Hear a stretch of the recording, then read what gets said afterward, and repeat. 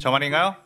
내 이름은 종타쿠 오덕이죠. 우리 종도 여러분, 오늘 하루는 어떠셨나요? 오늘은 인기 애니메이션 귀멸의 세관에 원펀맨에 나오는 전율의 타츠마키가 들어가게 된다면 어떻게 될지에 대한 가상 시나리오 일부입니다. 이 영상에는 원작의 스포일러와 개인적인 견해가 있으니 그 점 유의하시길 바랍니다.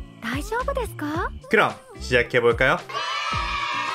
타츠마키 같은 경우는 원펀맨에 나오는 몇 안 된 여자 캐릭으로 히어로 협회에서 강한 높은 등급인 S급, 거기에서도 2위에 랭크되어 있는 엄청나게 강한 인물입니다. 압도적인 힘과 더불어 귀여운 외모에 까칠하고도 매력적인 성격으로 수많은 팬들을 가지고 있는 인물이죠. 당연히 타츠마키는 귀멸의 세관을 쉽게 씹어먹을 인물이지만 어떤 식으로 사건을 풀어나갈지에 대해 즐겨주시면 감사하겠습니다. 만약 타츠마키를 아는 분들이라면 타츠마키의 모습을 잘 상상하면서 즐겨주시면 되고, 타츠마키를 모르는 분들이 있다면 최대한 이 캐릭터에 대해서 많은 부분을 묘사해 볼 테니 이런 매력적인 캐릭터가 있다는 걸 알아주시고 기회가 되면 원펀맨 원작도 즐겨보시기 바랍니다. 그리고 이 가상 시나리오 컨텐츠는 원작의 고증을 철저히 따지다가는 매끄러운 진행이 되지 않기 때문에 어느 정도의 설정 오류나 능력치 보정은 이해해 주셨으면 좋겠습니다. 그럼 오늘의 가상 시나리오 시작하겠습니다. 타츠마키는 평소와 똑같이 히어로 협회에서 빈둥거리며 자신이 초능력으로 박살내버릴 강한 괴인들을 찾으라고 닥달하고 있었죠. 그때 한 요원이 어떤 한 도시에 현재 대량으로 괴인 무리들이 발생했는데 그곳에 가겠냐고 물었고, 다른 히어로들은? 이라고 묻자 그 도시에서 전부 떨어져 있다고 했습니다. 그 도시는 지금 타츠마키가 있는 히어로 협회와도 엄청나게 거리가 먼 도시였지만 타츠마키는 죄다 약한 녀석들일 것 같긴 하지만 심심하니까 한번 나가볼까? 하며 염동력으로 비행해 순식간에 그 도시로 갔고, 그 밑에는 수많은 괴인들이 도시에 불을 지르며 곳곳을 파괴하고 있었습니다. 타츠마키는 마치 그 수많은 괴인들을 벌레 보듯이 하찮게 보며 팔을 들어 염동력을 사용해 불타고 있는 건물 하나를 통째로 들어올린 뒤 깔아뭉개버렸죠.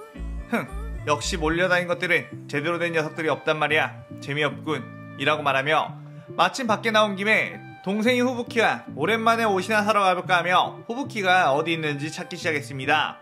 하지만 어째선지 후부키의 존재가 느껴지지 않았죠. 이게 무슨 일이지? 후부키의 신변에 무슨 일이 생기면 나에게 느껴질 텐데, 마치 이건 한순간에 어디로 사라져버린 느낌이었습니다. 타츠마키는 다급하게 후부키를 찾아 나섰고, 후부키를 찾아다니는 길에 후부키가 거느리고 있는 B급 히어로 집단인 후부키 그룹의 인간들을 보게 되었고, 후부키가 어디 있는지 아느냐고 물었습니다. 후부키 그룹의 한 인물이 후부키님이 새로운 총력을 연구한다고 어떤 폐거물 방에 들어간 뒤 문을 잠그고 한참을 나오지 않아서 불러봤는데 아무 말씀도 없으시다고 했죠. 타츠마키는 그 방문을 초능력으로 부신 다음 방 안을 가보니 수많은 마법서가 놓여 있었고 한 구석에는 균열이 생겨 있었습니다. 후부키가 저곳으로 들어갔나 싶어서 타츠마키는 그곳으로 들어가게 되었고, 순식간에 눈이 빙글빙글 돌더니 이 세계 공간에서 눈을 떴습니다. 눈을 뜨자마자 빙글빙글 속이 울렁거려 한바탕 토를 쏟아낸 뒤 주변에 자신이 토한 걸 본 사람이 있나 휙휙 둘러보았고 아무도 없자 안심한 표정으로 일어났죠. 이 세계에는 뭐지 싶어 염동력으로 몸을 띄워 하늘로 올라갔고 불빛이 보이는 번화가 쪽으로 날아갔습니다. 찬찬히 모습을 살펴보니 이곳은 과거의 일본인 것 같았고, 후부키는 어쩌다가 이런 곳에 온 걸까? 어디 있는 걸까? 찾아다니기 시작했죠. 한참을 후부키의 희미한 흔적을 쫓아 날아다니는 타츠마키는 어느 한 산에서 후부키의 존재가 느껴졌고 그곳으로 날아갔습니다. 후부키는 그곳에서 어떤 무리들을 데리고 괴인 비슷한 것들과 싸우고 있었는데 후부키는 뒤에서 그들을 지휘하고 있었죠. 그 무리는 전부 칼을 들고 있었고 그 괴인 같은 무리에게 한꺼번에 덤벼들며 목을 베었고 그 존재는 몸이 소멸하며 사라졌습니다. 타츠마키는 후부키에게 날아가 여기서 뭐하는 거냐고 물었고, 후부키는 타츠마키를 보고 엄청나게 깜짝 놀랐죠. 후부키는 타츠마키에게 그동안 있었던 일들을 말하기 시작했습니다. 며칠 전 후부키의 시점.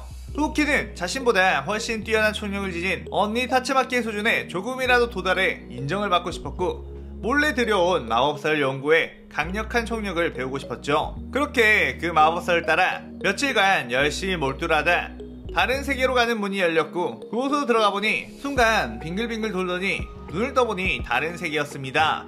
일어나자마자 빙글빙글 속이 울렁거려 우엑 하고 한바탕 토를 했고, 아무도 본 사람 없겠지?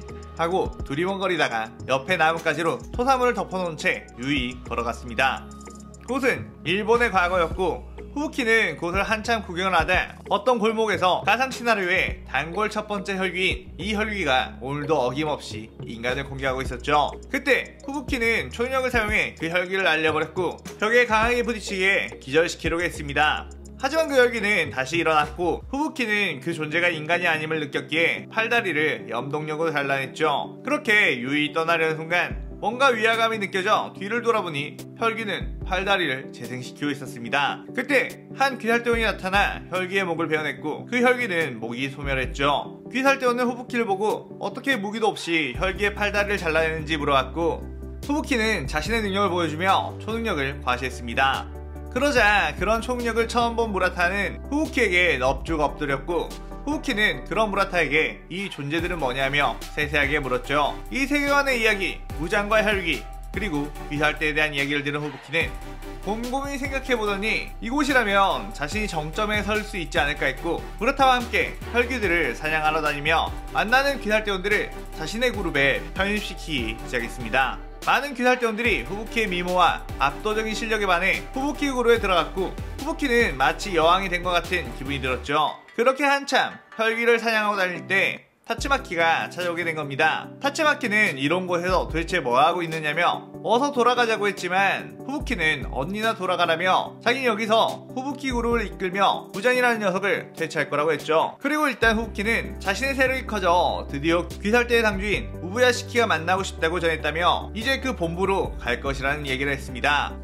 알아서 하라며 타츠마키는 돌아간다고 하며 날아갔고 후부키는 기세등등하게 귀살대 본부로 찾아갔죠. 그곳에는 모든 주들이 다 집결해 있었고 후부키는 저 녀석들이 주로구나, 저 녀석들도 다 내 밑으로 들어오게 해야겠군 이라고 생각했죠. 그런데 자신을 엄청나게 환대하고 고개 숙이고 들어올 줄 알았던 이들이 예상과는 다르게 냉랭한 모습이었습니다. 염주교주로는 후부키에게 임무 하나하나 배정을 받아서 혈귀를 퇴치하는 귀살대원들을 한 곳에 모아 혈귀 퇴치율이 많이 떨어졌다며 왜 혼자서 귀살대원들을 이렇게 많이 데리고 다니느냐며 그러면 보다 많은 사람들을 지켜줄 수 없지 않느냐고 말했습니다. 후부키는 예상치 못한 전개에 당황스러웠고 우부야시키 당주 역시 혈귀를 퇴치해주는 건 고맙지만 그렇게 세력을 만들어서 우르르 몰려다니면 아무래도 다른 지역이 혈귀에 대한 피해가 커질 것이 우려된다고 했죠. 후부키는 그에 괜히 열이 받아 자신의 힘을 보여주겠다며 초능력을 선보여 위협했고 그러자마자 순간적으로 귀살대 주들이 빠른 속도로 접근해 후부키의 목에 칼을 겨눴습니다. 후부키는 이들의 실력이 지금까지 만난 풋내기 귀살대원들과는 다르다는 걸 알았고 여기서 자신이 객기를 부리다간 위험해질지도 모른다는 생각을 했죠. 그때 갑자기 후부키의 목을 겨누고 있던 주들의 일륜도가 전부 두동강이 나버렸고 엄청난 무게의 중력이 귀살대 주들을 눌러버렸습니다. 후부키는 하늘을 보니 타츠마키가 있었고 어디 건방지게 내 동생의 목에 칼을 들이대냐며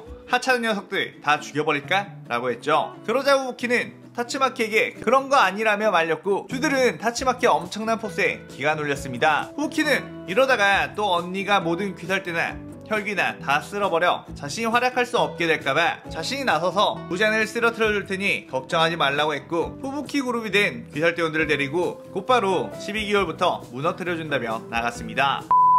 귀살대 주들은 얼떨떨한 표정으로 자신들의 부러진 일륜도를 쳐다보고 있었고 타츠마키는 괜히 심술맞게 대하며 어차피 너네 같은 약한 인간들이 칼 들고 설쳐봤자 도움이 안 될 게 뻔하니 미리 그렇게 만들어 놓은 거야 라고 했습니다.